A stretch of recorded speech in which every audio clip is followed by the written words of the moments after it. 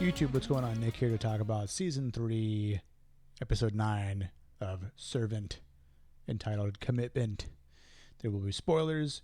If you want to support the channel, I really do appreciate it. Hit that like button, hit that subscribe button, because it helps the YouTube algorithm. So, that being said, let's talk about Servant. If you go back to last week's episode, pretty sure I was this close to being right. We did almost get there. I talked about how Dorothy wanted to have Leanne committed, and in turn it might backfire with a bit of a twist, which we did see in this episode. And again, so close, but it didn't happen. Why? Because Leanne saved Dorothy's ass. So let's talk about it. There's some pretty interesting points in this episode overall. You know, I think in any case, Leanne is just trying to help Dorothy by any means necessary. You know, Dorothy asks Leanne if she feels responsible for what happened to Isabel in the previous episode with her getting shot with the bullet that goes through the window, or from the car, the crime scene, right? Or the shootout, whatever happens, right? And I don't think she does, because she, again, would do anything that needed to be done to protect Jericho, to protect Sean, or Dorothy, and Julian for that matter. And Dorothy just can't comprehend Leanne's perspective, we'll say, or her methods. And I guess maybe she doesn't really need to, you know. Sean or Julian don't really ask questions. They just go, okay, well, I'll trust you if you trust yourself. And they just kind of go on with their merry lives. Dorothy's the one that is adding some sort of resistance to the relationship, or her relationship with Leanne, right? And, you know, Leanne just wants to have a good time and do things her way, right? She makes her own decisions. And you know, she doesn't answer to him now. Then meanwhile, you've got Dorothy who's a peeping Tom. You know, Leanne just wants to have some fun with Julian on the back porch, you know, late at night when she should be sleeping, but we know because Dorothy is completely restless that she just wants to spy on Leanne on every single chance she gets. There's this weird obsession that Dorothy has with Leanne, right? And at one point I thought, was Leanne onto Dorothy's actions? Did she think that she really wanted to help Leanne, that Dorothy really wanted to mend things and go back to the way things were, you know, before, we'll say in seasons 1 and 2, but more so once the homeless people turned out to be, you know, people that left the cult, started to support Leanne. Because in the very beginning of the season, there wasn't a tension yet between Leanne and Dorothy. It wasn't until really that episode 5 of the block party that things just, you know, went downhill, you know, for the relationship. You know, we know that Julian continues to care and goes after Leanne, and I'm curious to see how their relationship will sort of go down the road. But the biggest part here is between Frank and Dorothy, father and daughter. You know, Frank understands and sees this attachment from Dorothy and Jericho. You know, in the end, he's looking out for his grandchild. He is looking out for his daughter's best interest. You know, he knows that she doesn't sleep, she doesn't shower, she barely changes her clothes. You know, at least from what he sort of understands. You know, and all the meanwhile, he knows that she's gathering all this information on Leanne, right? And we know that she's spying on her every chance that she gets, going through her belongings, going through her sketchbook, taking pictures, intentionally having Leanne wear a dress that shows the lashings that she gave herself when she was, you know, following this cult-like behavior. And in this episode, again, we see the tired Dorothy. We see the restless Dorothy who is, you know, falling asleep in the chair. She texts her father during the day and wakes up at 2 a.m. and wants to FaceTime him because she's just so obsessed and crazed with, do you know how to do it? Do you still talk to this guy, Dale McKenzie? And, you know, again, I think for someone to really come up with that at 2 a.m., you kind of want to have a conversation with them, like, dude, or whoever, are you okay? Like, do you need to talk about something? And Dorothy really isn't open to talking about it to everyone. She just wants to quickly rid the problem, if you call Leanne a problem, and then be done with it. But at the end of the day, do you really think that with Leanne gone that Dorothy would just snap out of it or snap back into reality? Because I don't. And even during the therapy session when Dale is talking to Leanne, she's got her ear to the door. She's listening in, but we know that that's not how it goes, right? Before I get to the big conversation, I want to talk about some interesting scenes that I thought were well done and add to the final conversation. Dorothy is she hears some noise, which I thought was when Sean got home late and walked upstairs or something like that, or it was Leanne making noise upstairs, and Dorothy goes downstairs to sing "Hush, Little Baby, Don't Say a Word, Mama's Gonna Buy You a Mockingbird." And the camera's panning back and forth as Dorothy's walking back and forth, and then we see this over the back shot of Leanne watching Dorothy, and I'm like, that was kind of creepy. But how did Dorothy not see her, or like kind of feel like someone was watching her, sort of thing? And then Leanne must have been super quiet because Dorothy didn't hear anything, we didn't hear anything. And then how did it end? Did Leanne just sort of, go back upstairs or go somewhere else so that Dorothy didn't see her or hear her? Interesting. Interesting point of the worms in the cereal. I'm wondering when the Turner household is just going to start falling apart more, or what's going to really happen with the termites and now these weird worms in the cereal. We also see that Milo is missing when Leanne is outside talking with Julian. We see some blood that's on the flannel shirt of his. So has the cult taken its first attempt to take out, which I think Milo kind of seemed like maybe like a second, in command, or closer follower than the rest. Along with the kid that has the shaved head that approached Leanne with Milo's flannel, says that he went missing, right? They seem like both of Leanne's go-tos. So very interesting to see. Maybe we'll see something in the I know we'll see something in the fourth season, but maybe we'll see something in the finale next week in terms of the cult makes their move on Leanne in the Turner household. So one of the things that I thought was pretty interesting too was the dialogue and the wording that was scripted and written for Dorothy in this episode. And I know I've said it before, but overall, I think this show definitely has some great acting from all the actors involved, especially Dorothy. As much as I may not really care for her character at this point in the show, she really pulls it off. She just does some great acting in this. It might seem like it's always easy to play like a crazed or obsessed character, or even like a pardon my French, but a bitchy character. She nails it. So kudos to everyone that's involved with Julian, Sean, Leanne. But some of the things that I wrote down here, from Dorothy to Sean about holding Jericho. She says, "He's better with me." Well, is that really true? Because sure enough, the baby would essentially like both parents, or want to be, you want your child to be held by both parents. And Dorothy is literally hogging Jericho all to herself. And it's not because Sean's busy or he's not there, he's working. Like, even when he's there and has the chance, like, here, let me hold him, she just denies it, doesn't want him to do it. Won't even let Leanne, hold him or anything like that. She tells Vera in a couple episodes beforehand to put him in the chair, don't hold him. When she says to her father, to Frank, on the phone, that she's clinically insane, talking about Leanne, about all the reasons why, and then has this creepy, like, behind the back look at the camera that's looking at it. It's like, is anyone else watching? She know?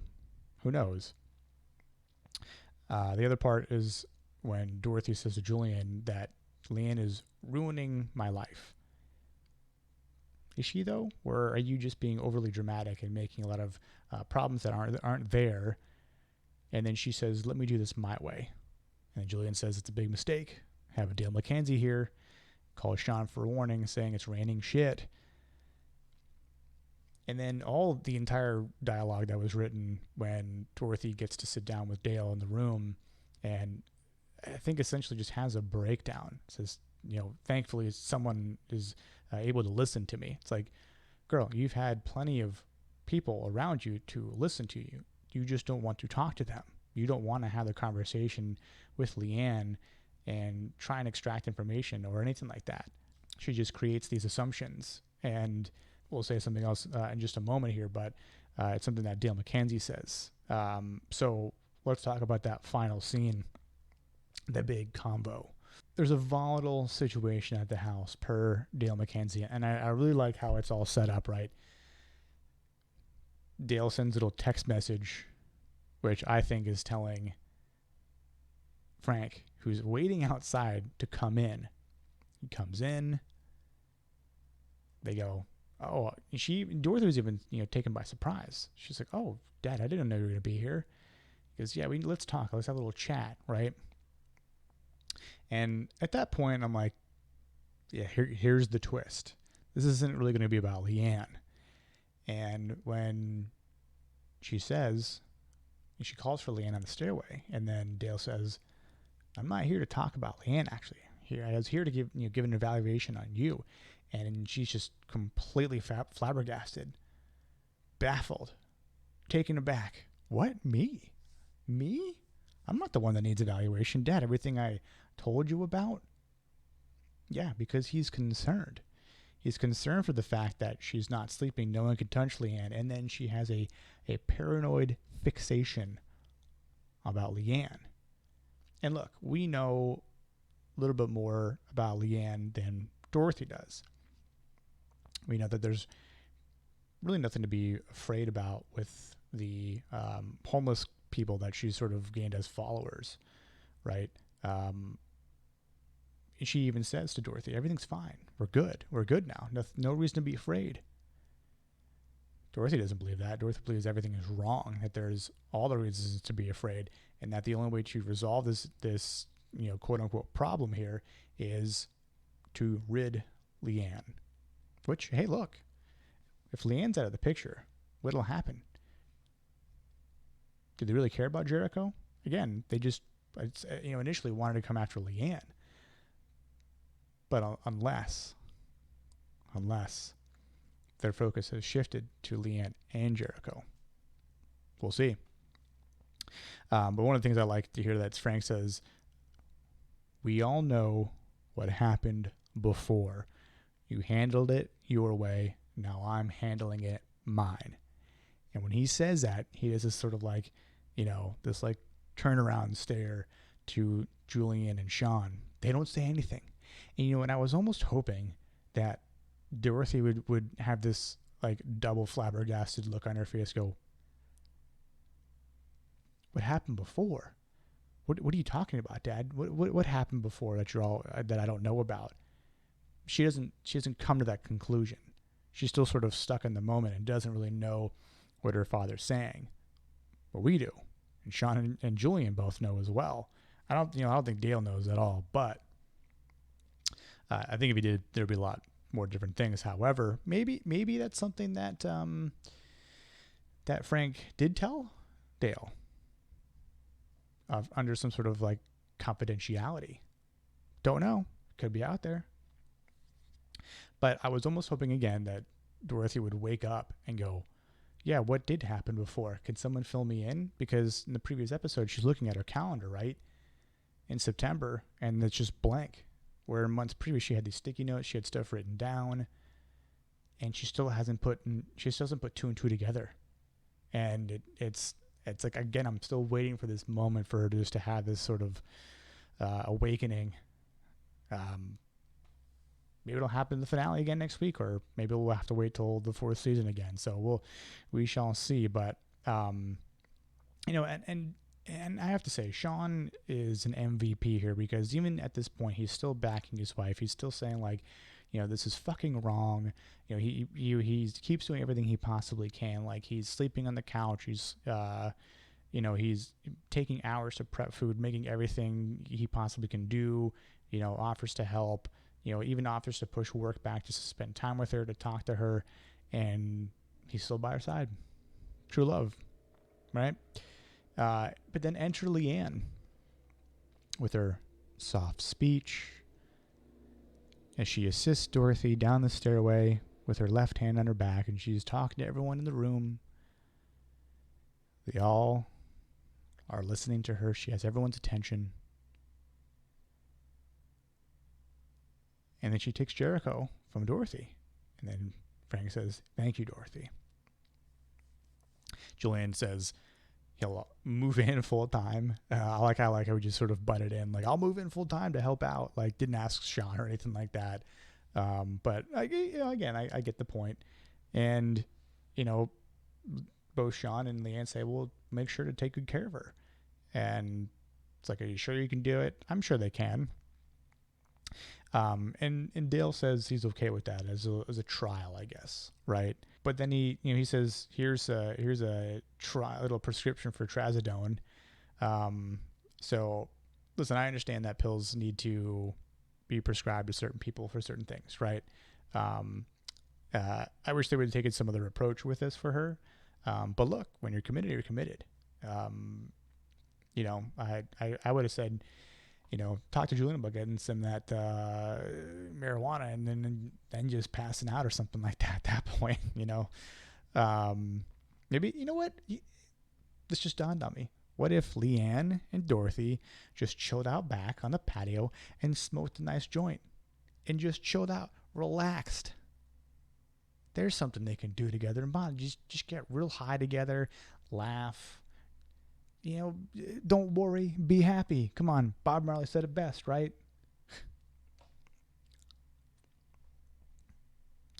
Instead, she takes that pill, and there's that look on her face like she just doesn't want to do it.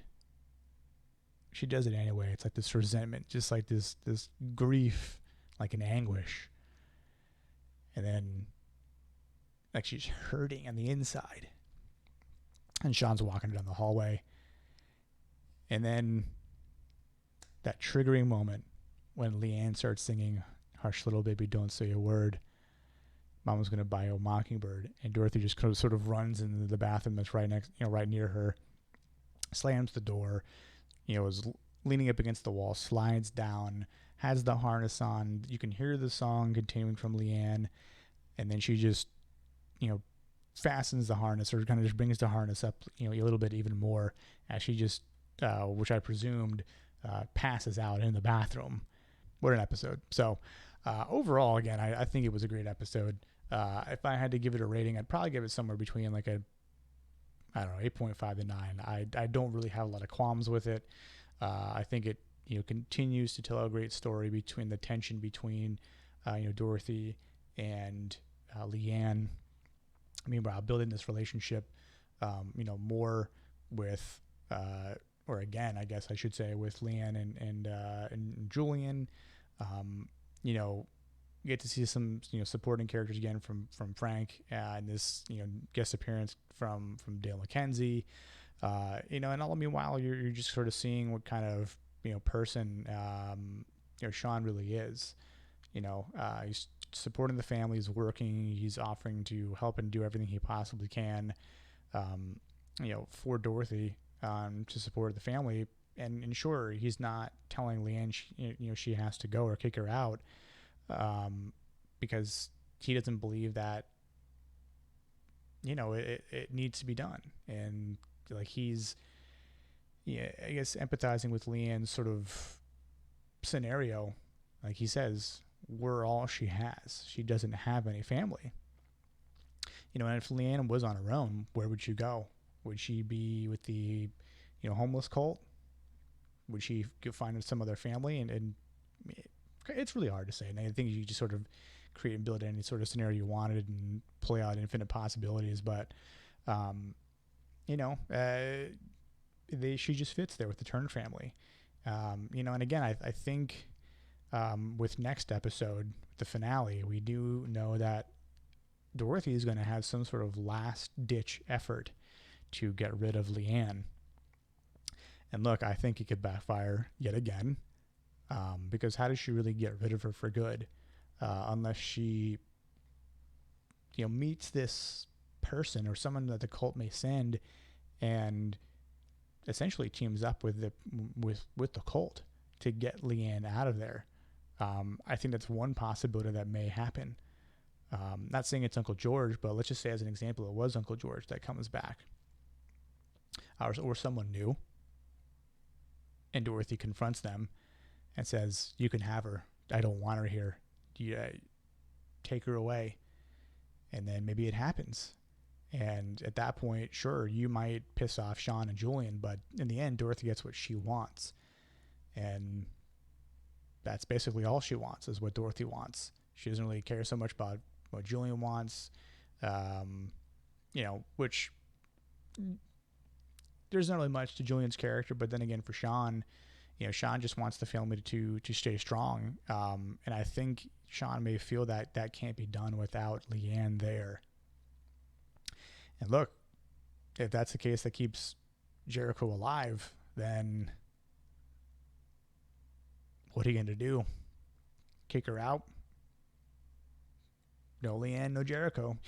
That's the equation I'm sticking to. So we'll see. I'm really looking forward to it. I think it's going to be a good finale. I think the other finales from the season 1 and season 2 have been good.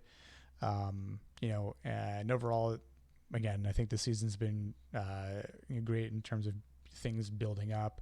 I think the season may have started just a little bit slow, but I expected the last 5 episodes of this season to, really start to take off and build more interesting stories. And again, I like how there's been this constant tension inside the household, but slightly showing things that are okay on the outside, i.e. the cult that Leanne now possesses, and then there's a slight mishap with Milo going missing. So it's just like to sprinkle something on top, saying, "Hey, don't worry, we got your treat little right here. We haven't forgot about the outside threat that Leanne was once worried about, and is seemingly a little naive, like it's all good." And look, there's okay with being confident. She can be confident all she wants, but don't be naive. And I don't think she is fully, but that moment when she realized that Milo was gone, she had this sort of like slight panicked look. So again, we'll see. Leave your thoughts in the comment section. I'd like to see what people think. Have a little conversation, and then we'll talk about it in the finale. So until then, I will catch everyone on the next video. Cheers.